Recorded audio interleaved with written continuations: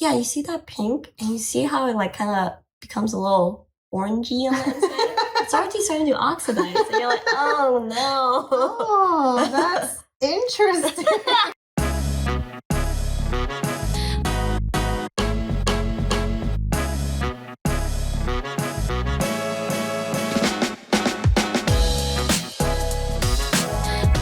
Hey guys, Victoria here. So it turns out my mic decided to die out mid-episode. Forgive me, but today's audio is captured via iPhone and cleverly refined. I hope you enjoy this episode because the cleanser world is wildly confusing. Okay, welcome back everyone. This is the Chemist Confession podcast, a human conversation on all the skincare science we talk about. I'm Victoria. And I'm Gloria. And today we are getting into cleanser Meatz. It's not going to be a dense one. Yeah, like what does that even mean? Now? I don't know. When we were putting together, we didn't know what it meant either. We just kind of let this research guide us.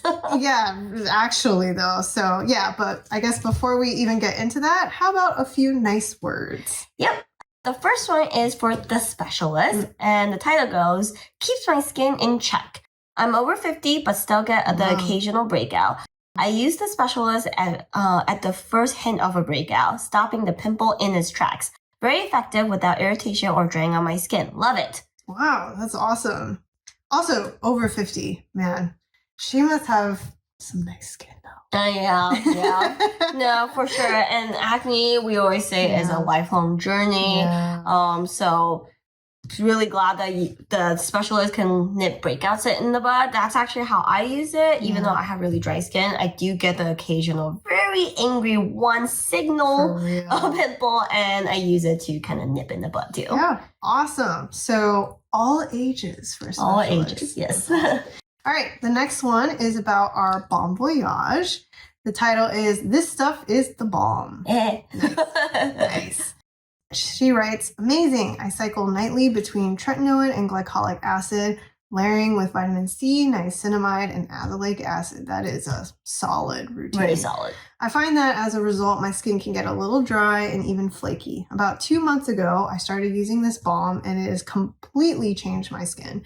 Put it on every night after all of my other topicals, my glycerin-based serum, and my night cream, and it just keeps the moisture in. My skin looks amazing every morning. No more flakiness or dryness. Cannot recommend this stuff enough. Woo! I'm so glad that they are able to work in the balm like this. And we always say that we love our actives, but it's always important to keep your skin barrier in check and make sure that, you're still keeping a irritation level a reasonable low to make sure that, skin's in tip-top shape. I also love learning about people's retinoid schedules because they're all different. Yeah. She cycles between tretinoin and glycolic every other day, and I can tell you, for my skin, I couldn't do that. But that's awesome. That frequency is so important once you have that dialed in. I also don't think I can do it just because for me, it's easier to remember, Sunday's peel day. So I typically use my acids like just a really strong once a week rinse off mask. But if I have to do, Monday, Wednesday, Friday, I do this. Tuesday, Thursday, Saturday. I'm not going to do it. I know myself. I'm just not regimented enough to do it. So it seems like this person has really found her stride with active. So that's awesome. Also, it's funny. I'm also the same way. And then it'll be like Monday and I'll be like, I forgot. I'll delete it. You're like, I did it again. Oh no, it's going to be 5 days before the next one. So yeah. Awesome. So thank you guys for all the very kind reviews and honest reviews. We're very proud of each and every one of them. And as a thank you to all our podcast listeners, please use the promo code CCPodcast2023 for 15% off your first order. Are you chuckling because we still haven't come up with a new promo code, even though we keep previewing that we will? If it works. If it ain't broke. Yeah, if it ain't broke, don't mean it at all. I can get on board with that.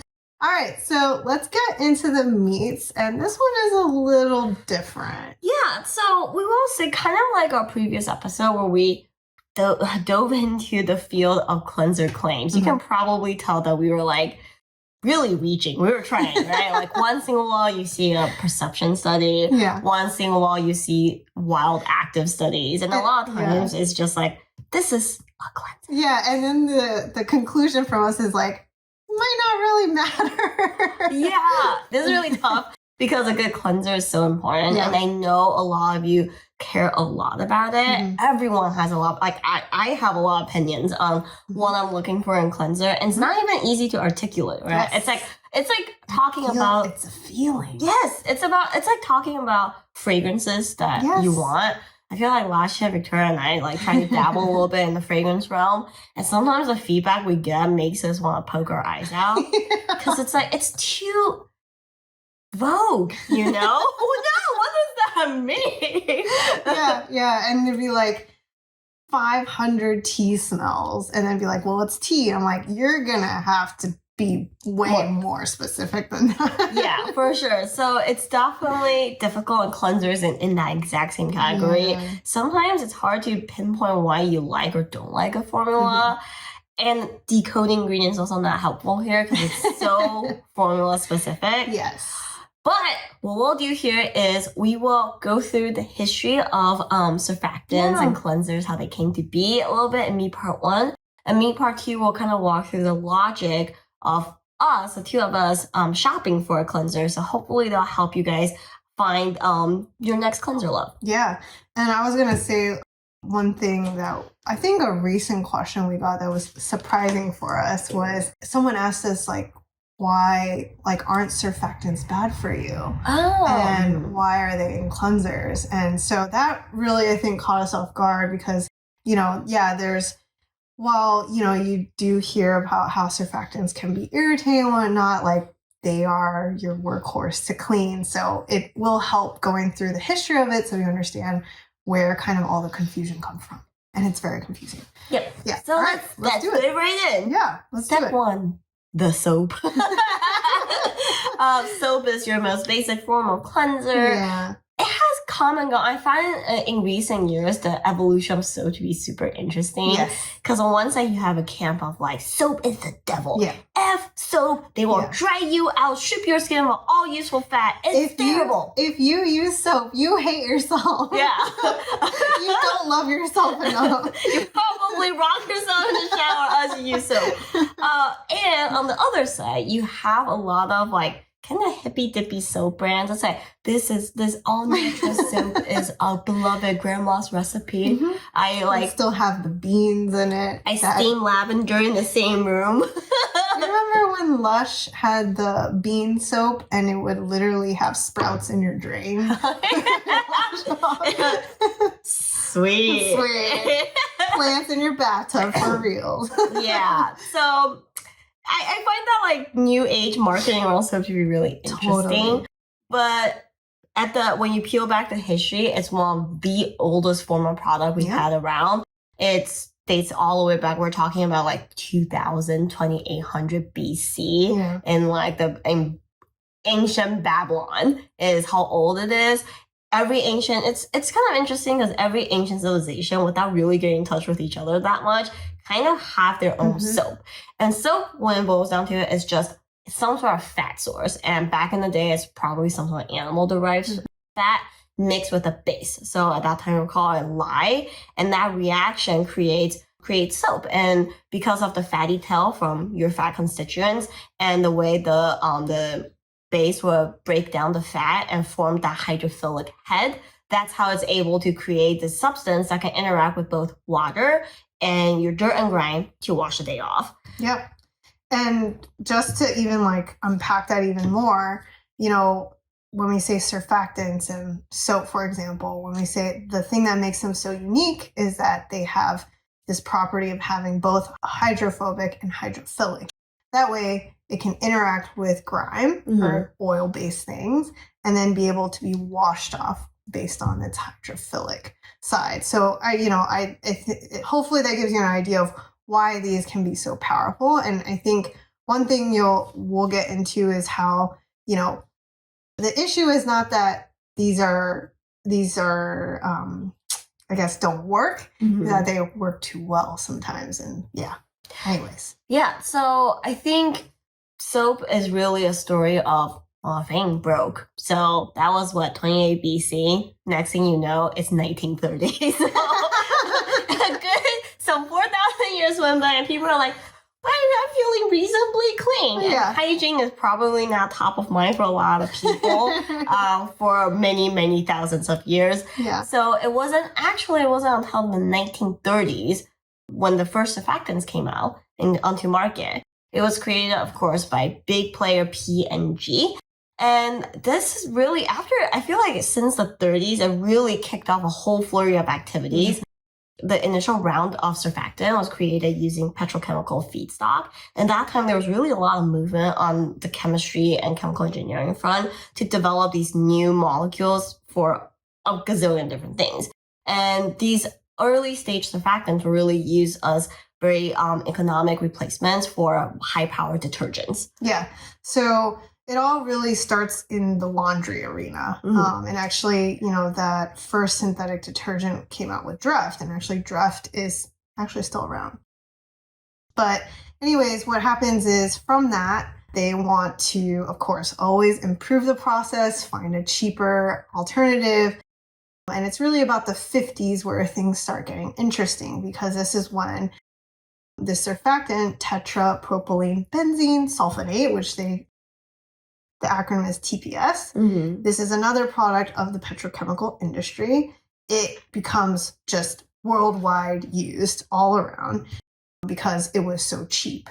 But this actually started a whole new criteria of things to think about in this industry. What happened was, in the very dry summers of the late 1950s, Germany actually went through several unusually dry summers, and the water flow in their streams happened to be severely restricted. And what they started realizing was that, there are great masses of stable foam just building up in these streams and rivers. Oh, God. And what they realized was that it was impacting, it was building up in the vicinity of their weirs, locks, and constructions in their waterways. And these surfactants, they just weren't breaking down. I actually feel like there has to be a whole book on how humans have accidentally clogged the drains through the years. Yes, it kind of reminds me, that book Guns, Germs, and Roses? Uh-huh. This definitely needs one just dedicated to plumbing. Yeah, oh yeah. So fascinating. But because of this, it actually led to the first detergent law. And that actually forced manufacturers to ensure that their detergents and cleansing agents' biodegradability could not fall below 80%. So you think biodegradability is this novel thing we are just discovering now. This has been around since the 50s in the surfactant And we've been clogging pores since the 50s. Yeah. So just to wrap up that little bit of story, so it was Germany that first initiated this whole, new biodegradability initiative. Then France, Italy, Japan, they actually followed suit. But what I thought was really interesting was that the UK and US transitioned, not because they just wanted to follow suit, but it was as a result of voluntary agreements between industry and government. Which feels, I don't know why, just so classic us. I don't know. I just feel like recently, so Victoria and I went to NYSCC, which is a trade show for supplier of ingredients and chemists that buy these ingredients to go to. Yeah. We went there, we spoke on panel, thanks to our friends from IBA putting it all together. And we hear a lot about, legislations moving, the sunscreen monogram that is never happening, and the new MOCRA, blah, blah, blah, all that stuff. Plastic initiatives, yes. And it, like Victoria said, it feels like the same shit, different decade. A lot of industry insiders going to government. Okay, listen here, man. That's never going to work for these reasons. And you kind of haggle, and wow, even in today's, now done with Zoom, but it's the same thing, different decade. Yes, it has to be, weirdly enough, industry initiated to get the government to get on board, and then also wrangle in government legislation that can be very misguided sometimes. So as you can tell, we're still the same guys since the 50s. Yeah. And I do want to flag to people that this like level of like extremely rigorous foam that doesn't break down is not really an issue today, especially in personal care. Yes, good point. In fact, when Victoria and I have worked on like, I don't know, sulfate replacement projects or new age surfactant type of projects, part of the pain is actually always having enough foam, if that's what you're gunning for. So when we created Blank Slate, we're like, whatever foam. we're gonna make a little foam product. Yeah, it's fine. Yeah. Cleansing's more important. But there are projects where they want that luxurious, like that foam that you can get from a soap-based cleanser, but with some sort of new age gentle surfactant, and it just doesn't work. Yeah. So we kind of have the opposite problem now. No, and it's a really good point because, you know, it's a good reminder that a lot of this biodegradability aspect is not in the cosmetic realm. It's actually in industrial cleaners. So it just feels like, but that's kind of where this whole world starts. And that's a really great point. And the work there does get trickled down into skincare surfactants that we all know today. Generally speaking, we would break down the history of skincare surfactants into 3 generations. And we are probably firmly still in Gen 2, peeking into Gen 3. Yeah. So Gen 1 is kind of the old age petrolatum or petrochemicals as feedstock type of surfactants. They might come from detergents we use for skin, maybe watered down versions thereof or weaker versions thereof. And SLS is actually your sodium lauryl sulfate. Is actually from this era. It came out in the 30s, has been around since because it works really well. And that kind of trickles into Gen 2, which we were looking at SLS. People are worried about the feedstock being petrochemical. And I think today, like Victoria said, people think of these sustainability talk points like, oh, you know, like petrochemical bad, like we want more bio-based. It's very new, but it's actually been at work for decades because Gen 2 is all about using more bio-based ingredients. So you have your cocoa betaine, cocoa because it came from coconuts, and SCI, which is sodium cocoyl isethionate. Again, the cocoa just kind of means where it comes from. And you kind of have these plant sources replacing the petrochemical feedstock. But in functionality and in terms of producing it, it actually still has its challenges. Totally. And I think a good way to think of this Gen 2 is obviously with a longer history, more efficient processes. I don't know if efficient is right. It's more that it's like economical processes. This is a lot of those surfactants you find in drugstore brands. And also to add now, like SLS now, a lot of them are palm and coconut based and sourced. So this is like that realm of all the classic surfactants you're used to hearing. And one thing they are noting from this Gen 2 is that we say economical, but there are challenges in looking at that the processing of these materials actually is quite energy intensive. So that actually leads to Gen 3. Yeah, and I love this bit of the research. I hope you guys find it interesting too.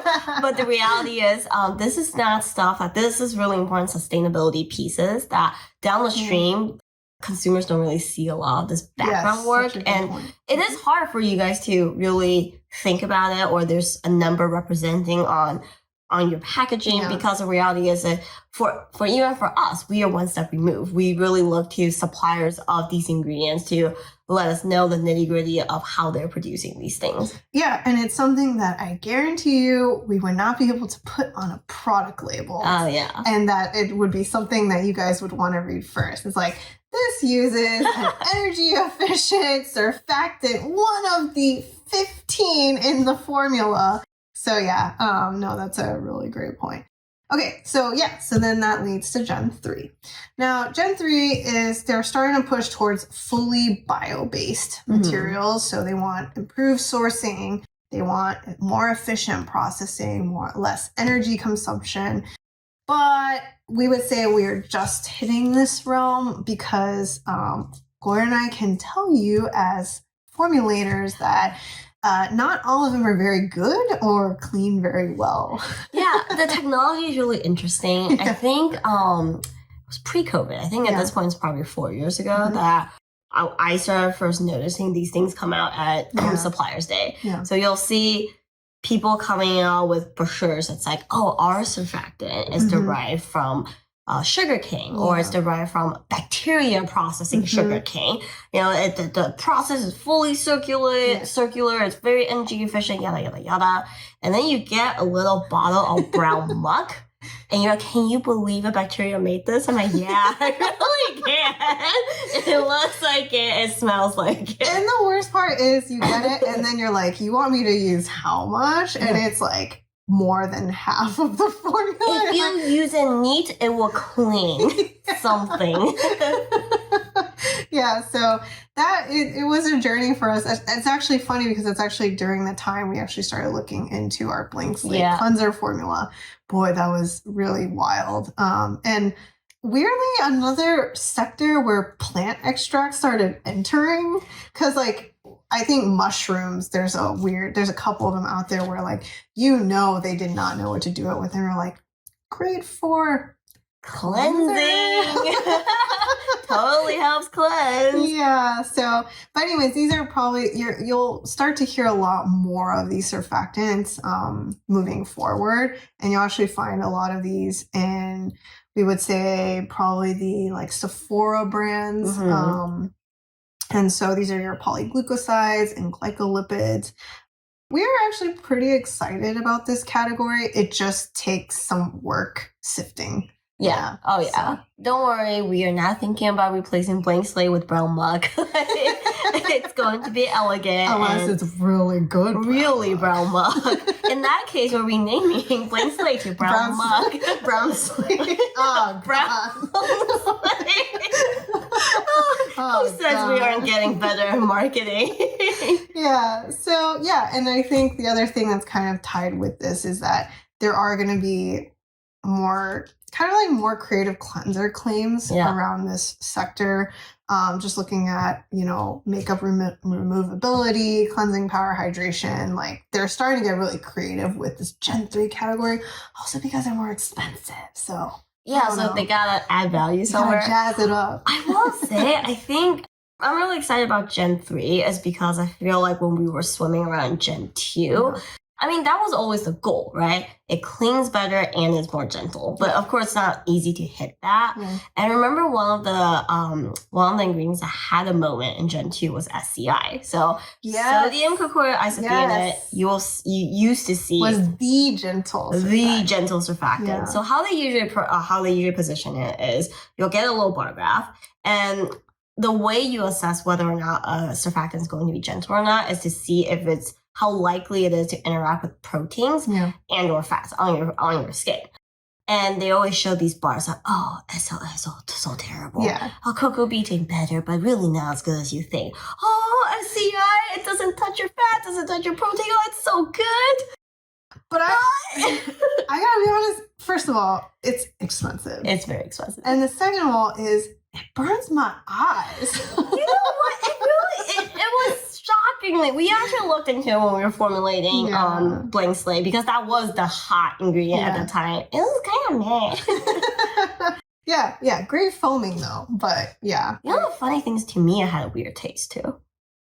We tasting cleansers. Wait, you don't do this? How does it taste your cleanser? I don't know. I sort of got some of it gets in my mouth, and I think it tastes weird. Now Victoria thinks I'm weird, but she said, "Why is she washing her face?" Gloria's washing open mouth. Wait, you guys don't wash your face with the open mouth?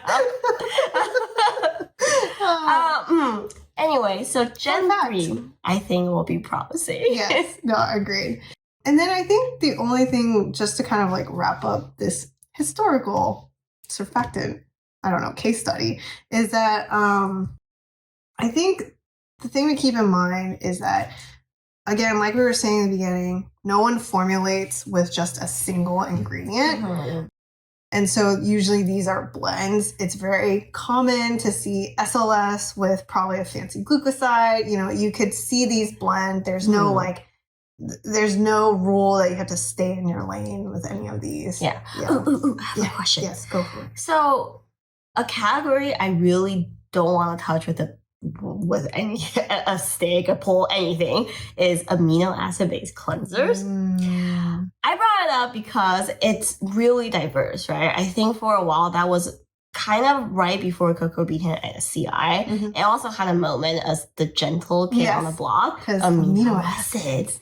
You got amino acid, I got amino acid. Who doesn't have amino acid? Therefore, it must be gentle. But it's actually such a big category in itself. Yeah. Like, what is the base amino acid? What is the support group? Well, I was also going to say that funny enough was the most popular amino acid cleansers that first launched were soap-based.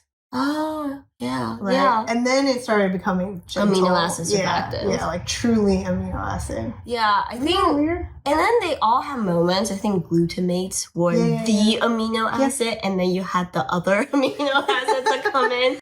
And yeah. Yeah. So you're right. It's a whole nother category. Not historically documented. We should ask Japanese brands. Oh yeah, Ajinomoto. You want to give us a primer? Yeah. So, anyways, but hopefully that gives you guys a good picture of how surfactants developed, where it's headed, and also to not be too intimidated by cleansing agents because they're clearly wanting to just do better and it will improve. So, anyways, that's it for meat part. I hope it was interesting. It was so interesting. It's so interesting. We're going to break it up. It's time to break it up. Break. Gloria sound testing running sunscreen today. Woo! She's not crying I'm not today, crying. guys. All right, so today's Fun Fact Corner is about the Binturong. I'm sorry. I know. And the Binturong it's about 30 pounds. It looks like, Gloria, how would you describe the cross of like a squirrel, a badger, a raccoon? With the tail of a snow leopard. Yeah, it does have a very luxurious tail, but it also looked like a very wise old man.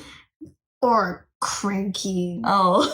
I don't know. I was hoping there would be wisdom to be found on that prowl. But very grumpy. So Binturong is actually known as a bear cat. It is native to South and Southeast Asia and can weigh up to 30 pounds.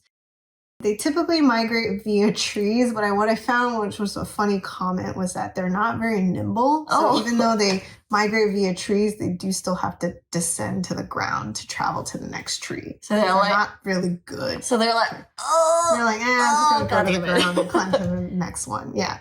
So they're not very nimble.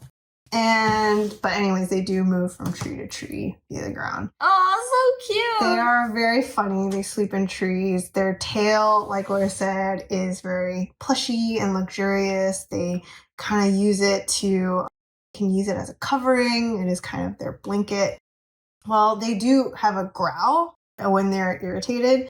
They actually use their tails to communicate the other emotions aside from irritation. So you kind of want to think of like a very giant, crabby squirrel. It is a lot like a cat. Yeah. So it's kind of the waves around, there's a little pop up. Yeah, exactly. So kind of fine looking. They'll eat anything from small mammals, birds, fish, earthworms, insects, and fruits. But the randomest fact, and why I just want to share this is the weirdest thing about them is that they have these scent glands, and their musk has actually been equated to popcorn or corn chips. Wait, so if you're hiking in the jungle and you saw popcorn, Binturong? Yeah, exactly. Apparently that's their fragrance. Oh, that's so cute. It's so random. Yeah. Anyways, this is sadly an endangered species due to the habitat loss and degradation of their forests. But all in all, you guys should definitely give it a quick Google. It is a very funky, cranky looking, I want to say like cousin of the badger. I don't know. It just got this look. It's a funny, very expressive looking creature. Yeah. So another one that's kind of cool to share. But anyways, so yeah, it smells like popcorn. Fun fact. I got animal fun fact corner next week. Yes. Anyway. Cool. All right. So that's it for our animal fun fact corner. We are going to get into the actual useful, helpful cleanser top tips. Thank you for staying with us. And now we will go shopping. History lesson is over. They're like, well, that was cute and all, but how do I find a freaking cleanser? You're right. All right, let's do it.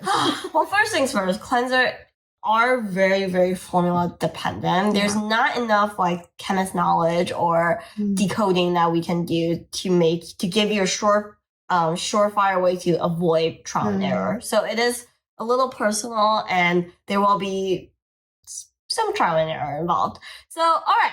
First things first is the format. You have to decide what works for your lifestyle, what works for your makeup style. And so generally speaking, if you think about the cleanser category, it's humongous when it comes to formats. You have sticks, balms, creams, gels, oils, powders. Like you can think of any format and there's a cleanser form.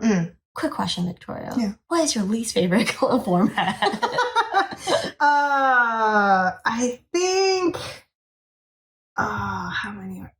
So we recently trialed cleansing sticks. And funny enough, while I think that's a very convenient format, probably is not my favorite one because I can see my face on the stick. Yeah, like makeup scree. Like, oh, that's my foundation color. Yeah, it just doesn't feel super sanitary. No. Yeah. So I would say that would be mine. Yeah. You know, for me, funny enough, like I keep turning to powder. I like that because obviously without water, you can travel light with it. And I like how it washes.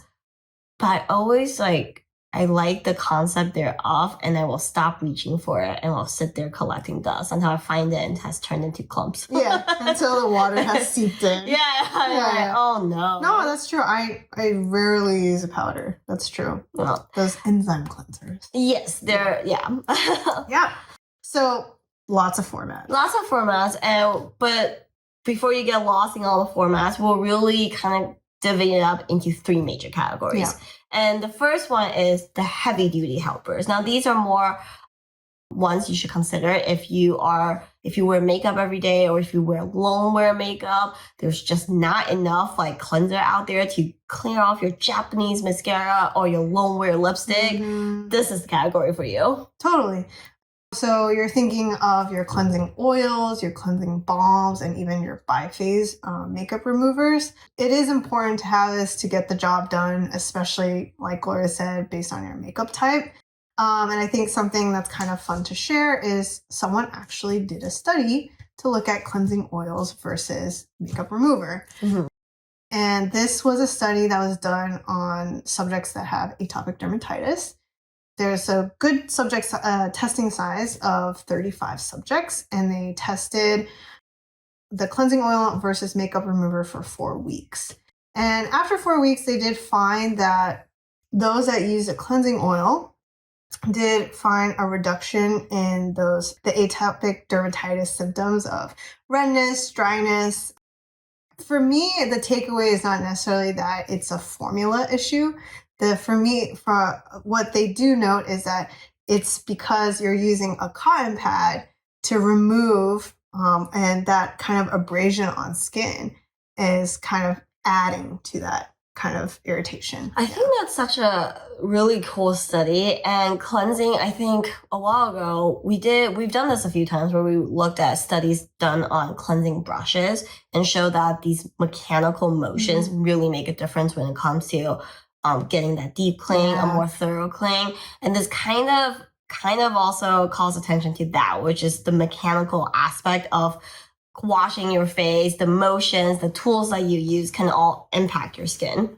This is totally going off tangent, but I just had a really random thought. I'm starting to realize that like the mechanical motion is actually such a wrench in kind of what you predict or expect is going to happen, not even just for cleansers, but in our sunscreen. Oh, yeah. Like how you are rubbing your face, that friction, that abrasion that's happening in the skin really changes what can happen and how things hold up. So I learned so much about myself. Right? So I feel like it's just one of those things you don't think about. Like formula is one thing, but also, kind of how you are physically treating your skin can have an impact, especially if it's constantly daily. I have a confession. Yes. When we do these like sunscreen test videos or any sort of test videos where we kind of walk everyone through our routines. Yeah.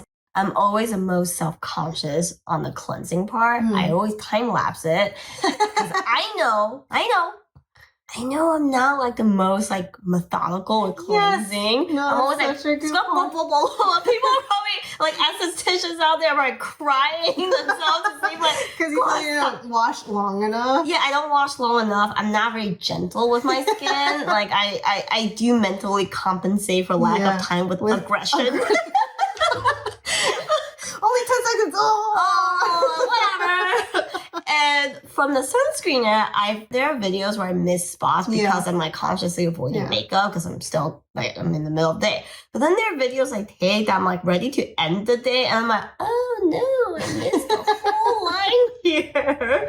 Yeah, I'm not very good. Yeah, so I mean that I feel like it was kind of eye opening, and I feel like it just reminded me of this study. So yes, if you are someone who deals with atopic dermatitis, a cleansing oil may be a better... Less friction for my face.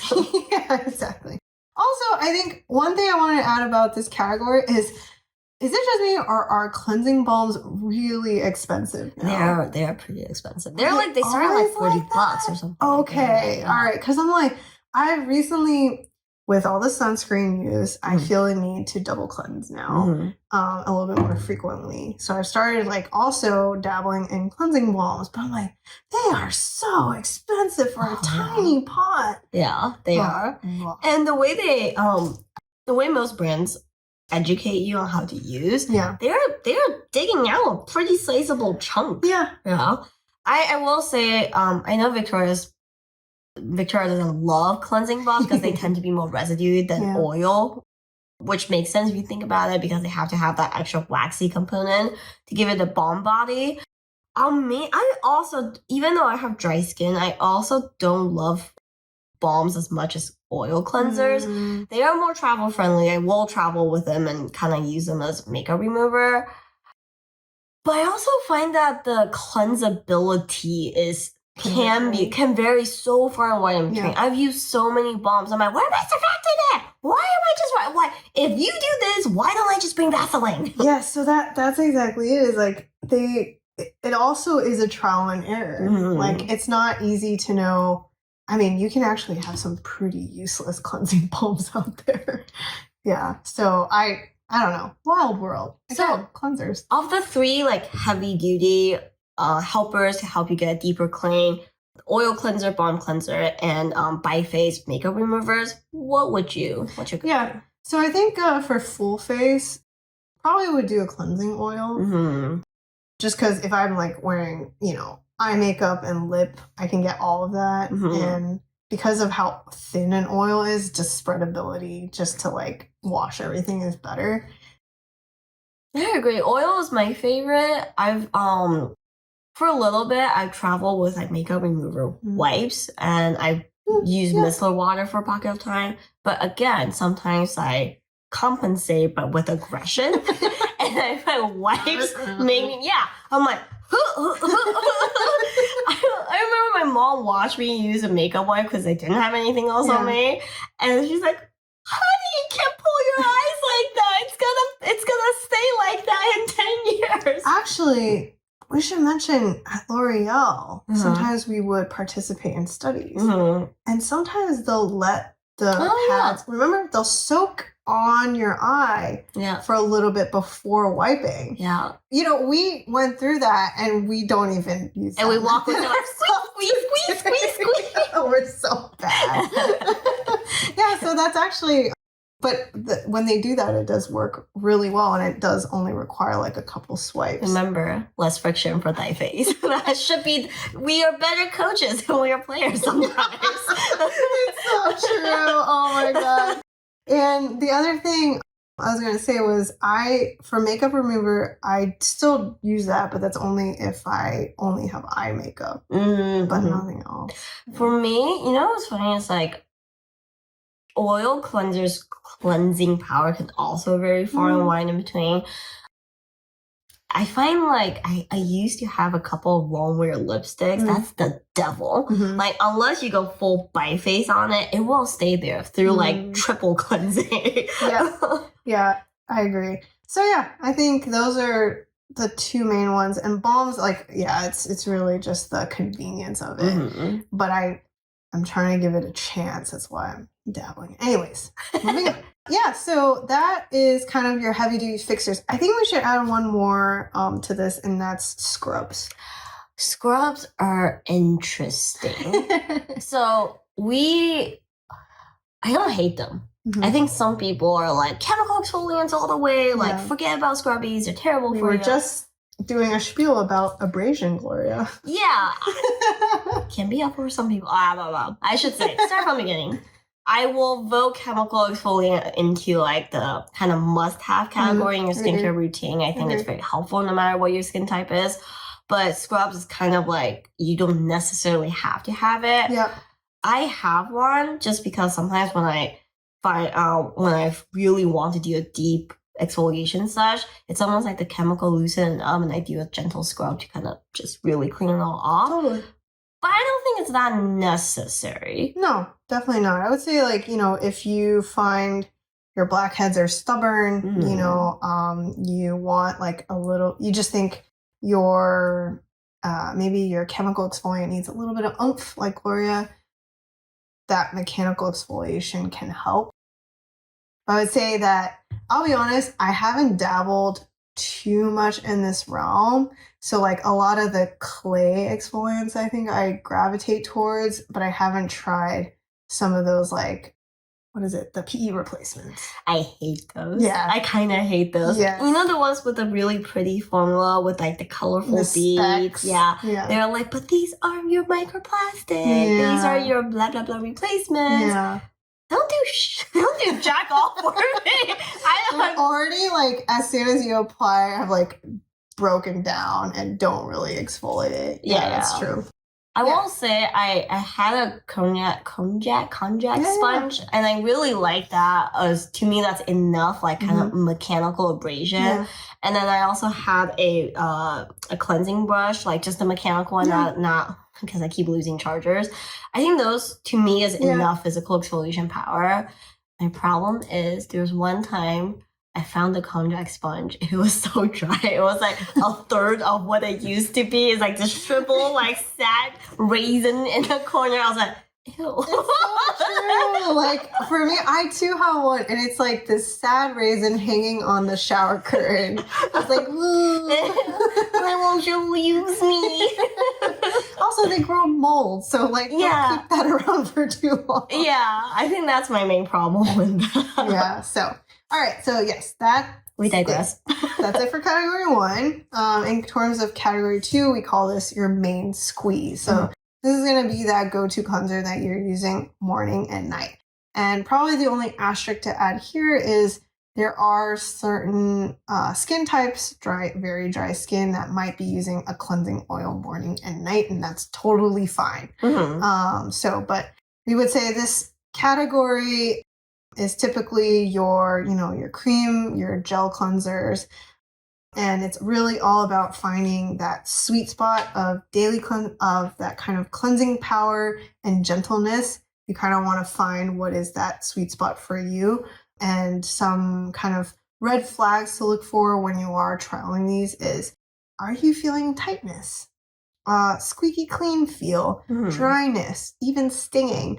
Those will all be signs that maybe this is not a long-term relationship for that. I think a while ago we made some sort of dating reference with cleansers. We were talking about how long you should give a product a chance before you declare a winner or a loser. And for cleanser, I think Victoria, at that time... A day. Oh, so still the same. I'm like, I give it 3 days. 1 date is good enough. Yeah, for me, I have dry skin, so what I look for is if I keep my routine exactly the same, does it feel a little drier after a week or so using a cleanser? So like 2-3 days with a cleanser. If no, then it's all right. I think that's a really good point, because like for oily skin, you just kind of immediately know. You know if it's like, I still feel not clean. It's really kind of the main thing for me. But yeah, for dry skin, I could see needing a little more time. Yeah, and I think this is the category where decoding can be marginally helpful. Yeah. Again, even SLS formulas can be gentle enough for everyone's skin. It's just very formula dependent. So not saying that if you see a surfactant that's been kind of flagged as an irritating surfactant, you should avoid it like the plague. Still listen to your skin. But if you're not having a lot of luck trialing a bunch of surfactants, or a bunch of products out there, it might be helpful to do a quick decode because the most popular surfactants aren't just that handful. There's SLS has kind of been tossed under the bus, so you might see SLES pretty frequently. That's sodium lauryl sulfate. You might also see a lot of cocoa betaine. Again, very vanilla. Yeah. But maybe irritating for some. So if you're not having much luck, you can do a quick decode to see what's the common ingredient amongst all the ones you tried that didn't work. Yeah, and we will share a link to one of our old posts where we actually tried to find cleansers that were more like singular surfactant forward as kind of a starting point if you're feeling really lost and you're not really having a lot of luck.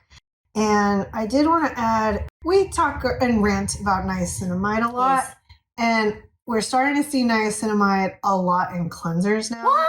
Yeah, and I will say that is the one ingredient I actually don't like in my cleanser.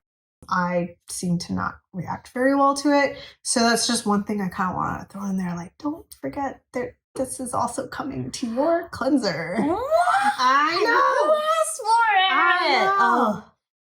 Yeah, so, and then the other thing I didn't want to ask Laura is how do you feel about like your main squeeze cleanser being like a chemical exfoliating cleanser? Ooh.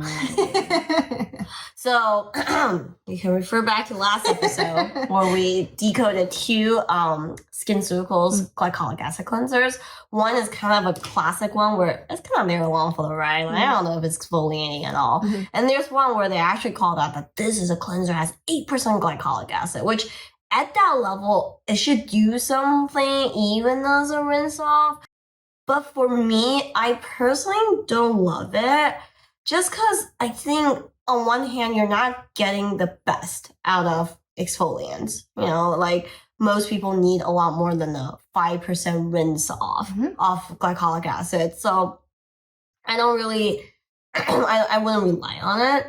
And on the other hand, I feel like when you're troubleshooting your routine too, you want to dial back to the basics and that. Having that in your cleanser is something that, like, if you're having a bad time, you're having a bad reaction to something, I would say to avoid that and just like start vanilla without that. So it's kind of like in a no man's land for me personally. So I wouldn't care for it. The only exception I would make is if you're on a very packed acne regimen and you just wanted to, you just don't have any, you know yourself, I'm not going to add that fifth step to my routine, but I could use an exfoliant help. That can be an easy way to bake it into your daily routine. Totally. No, I totally agree.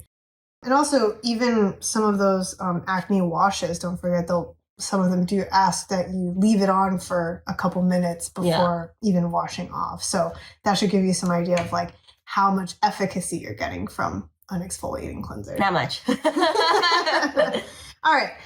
The other thing we wanted to add about this massive category is that if you were to do a decode, it can get pretty confusing on format.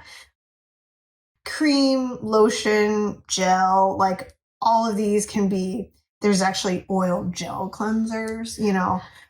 It's a very kind of a mystifying world where a lot of these formats can like overlap in a way. Actually, that's such a good point because I did want to call out that when we first started doing content, we realized that there's a perception out there. We'll hear lingo like, oh, if you're sensitive, reach for a cream cleanser. Yeah. It's more gentle than a gel. That's not true. These formats have nothing to do with whether or not a cleanser is gentle or not. Yes. So just for funsies, I actually did want to share and decode the Ordinary Squalane Cleanser, which is like it's definitely a cult favorite because someone thought that this was a cleansing balm. A cleansing balm.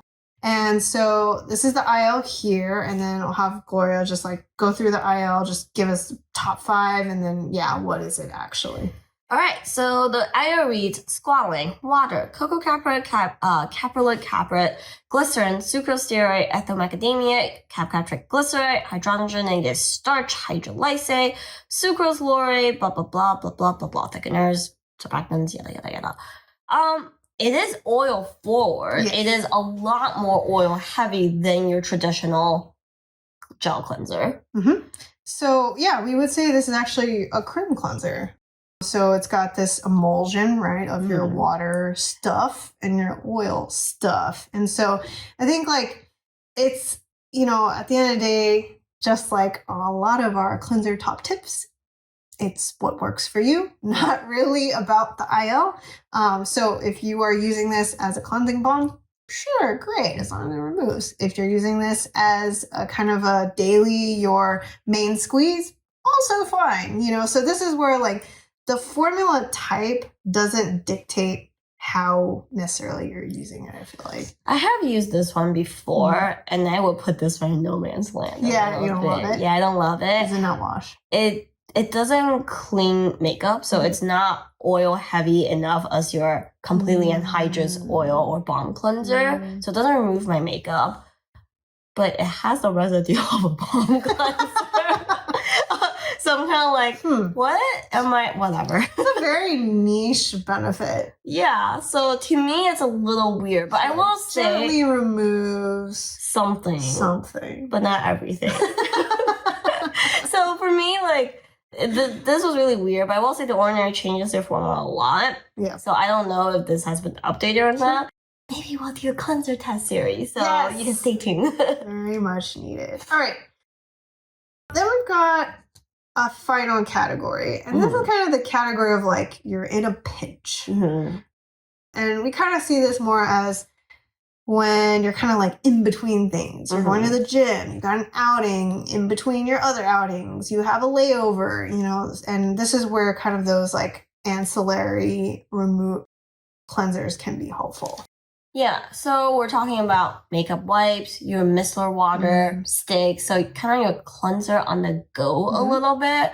We don't have a lot of strong takeaways or guidelines on this. This is what works for you, strictly speaking. We wouldn't rely on these as your, like, everyday, making sure your face is thoroughly clean products, but they're definitely good in a pinch. Yeah. So, Gloria, if you had to pick one, forever. Forever? Forever, okay. Forever. What would it be? I think I will have to go with a makeup wipe. Yeah.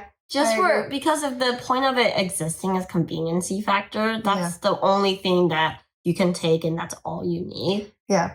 I will say I almost, like, caved and bought the, you know, like, the Costco I saw had this, like, giant pack of the Neutrogena makeup wipes. Yeah. And they're all individually. Yeah. Like, ah! You're like, so wasteful, so convenient. That's true. It feels super wasteful. And I will say, like, the occasion I can think of is Victoria and I sometimes go hiking. You'll see it in our sunscreen video. And sweat is a sunscreen killer. Yes. Reapplying over sweat is not a fun experience. Yes. So when you're taking a break, if you're able to, like, give your face a good wipe down with a makeup wipe and then reapply, it's much better than just, like, applying over the dirt and grime. I was actually just going to talk about that. It was like, I've never felt the need to have a makeup wipe more than trialing all of these tinted sunscreens, because some of them are so heavy-handed with pigments that reapplying makes me look pretty gross. Like it feels like I have, like, buttercream on my face. Oh! Yeah, and so that it would be a scenario where, like, I would want makeup wipes if I'm using some of those, like, heavier tinted SPFs. More to come on that. It's a journey. Yeah, and I think micellar water, you still have to pack, like, something, like, either with those reusable.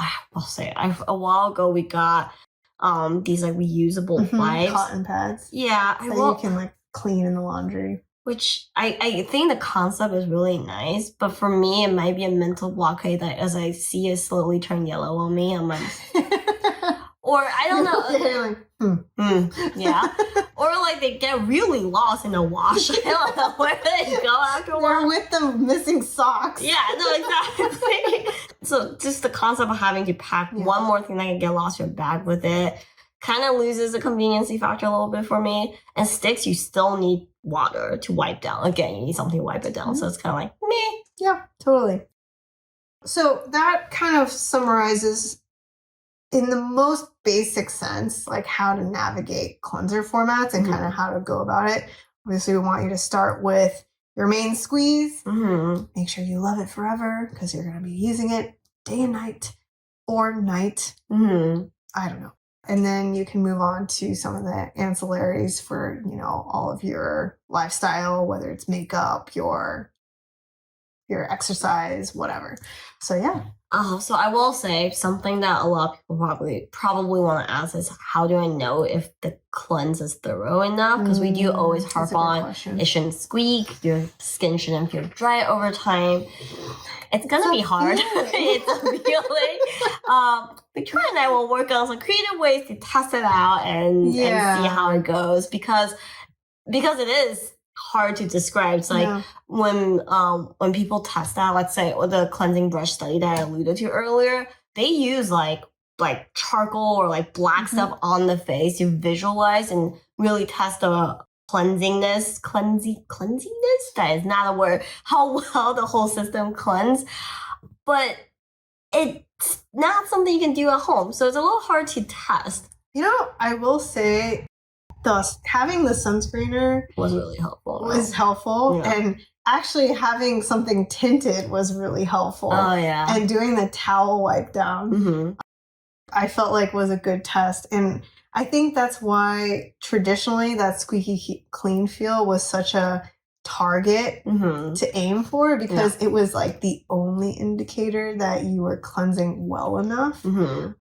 So I don't know. Yeah. I will say, you're right. We should think about some tests, some creative tests. We'll get there. Keep an eye out. And if nothing else, visit your favorite esthetician and ask if they pulled out any blackheads or whiteheads that has a pink or orange tint to We're it. not talking about when our lovely esthetician fairy godmother did that to me and found a pink hue to something she extracted. I was like, oh. And then she said, do that? And I love it when she, like, without judgment in her voice, when you feel the shame internally, you're like, yeah, you see that pink? And you see how it, like, kind of becomes a little orangey on the inside?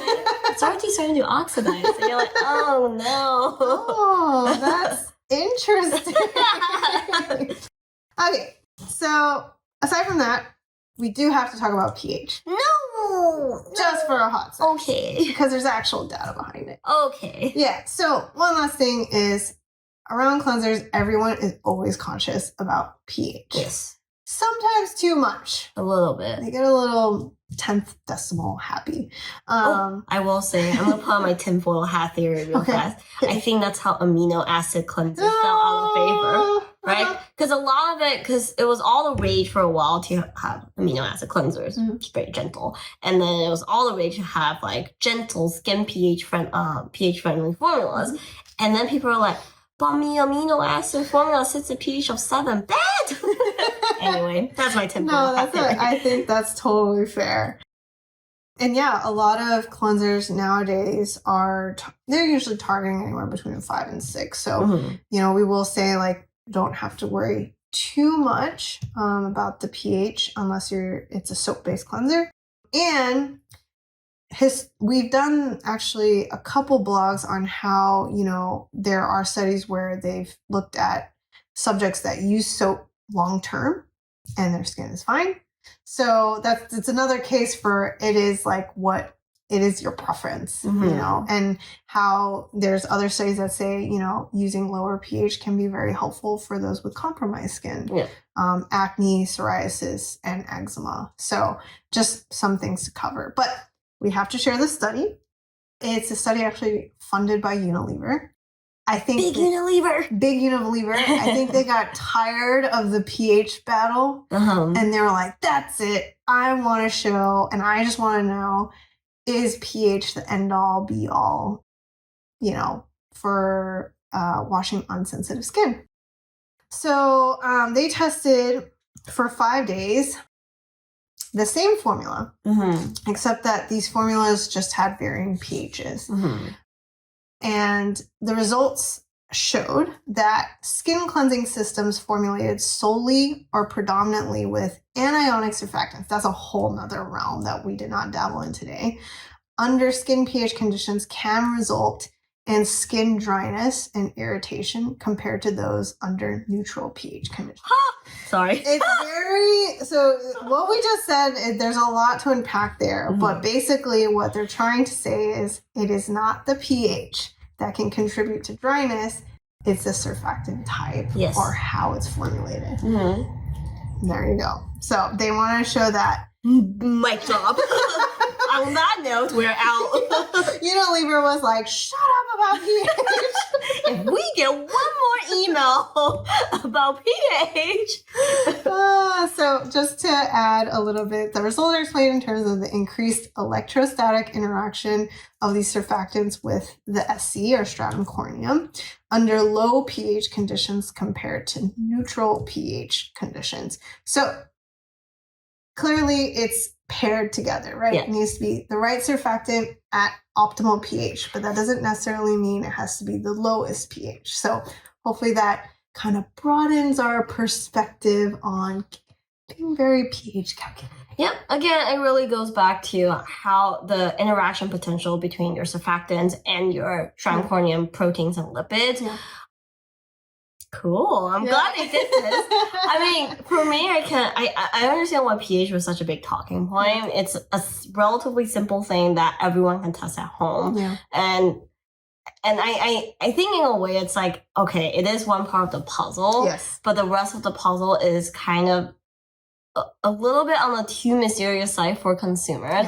Because for us to say, in this case, pH actually was a negative impact when it's too low.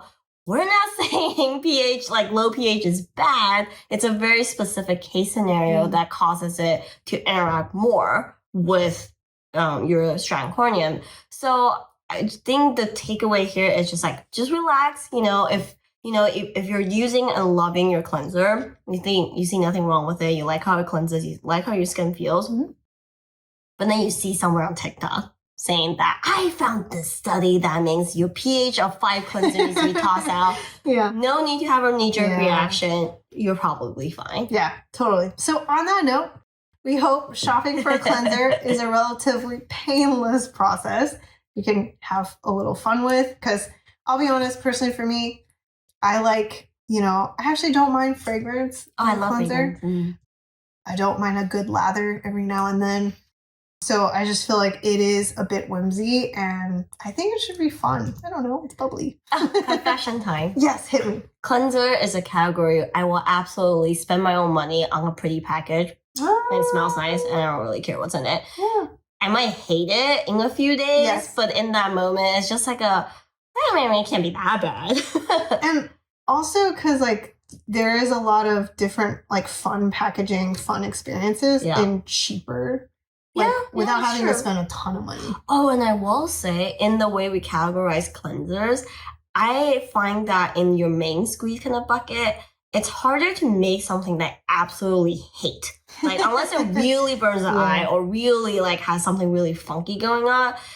At most, I don't love it. But balms and oils, I've used so many formulas. I'm like, you suck! But I will also say the main squeeze realm is where there is a lot of mediocrity. Oh, yeah, that's true. Yeah. Holy crap, I don't care. That is the flip side of it. You're after you wash your face, you're like, that was a cleanser. I can confirm that was a cleanser. It did something. You know what it is? It's the La Roche-Posay formulas. The really gentle one where it just swoops around on your face and does clean, but then when you're done, you're like, okay. Oh, that's cool. Yeah. CeraVe too. I hate that one so much. The hydrating cleanser that everybody loves. Yeah, the snot ball that kind of slides around your face. Yeah. So on that note. Oh yeah, I'm not. May it be enjoyable, relatively pain-free. But yeah, we hope this was helpful for you. We hope you find it less intimidating. And also at the end of the day, shouldn't be all that stressful. Yeah. But otherwise, that is the end of this episode. Yep. Gloria, where can they find us? I'm so glad you asked, Victoria. You can find us on our website at chemistconfessions.com. You can write to us at info@chemistconfessions.com or DM us at chemist.confessions on Instagram. We're also on TikTok, but we probably don't respond very great. The response rate is not great. So you can also comment on this video below, and we will see you next time. See ya. We'll see. Bye. Bye, guys. Bye.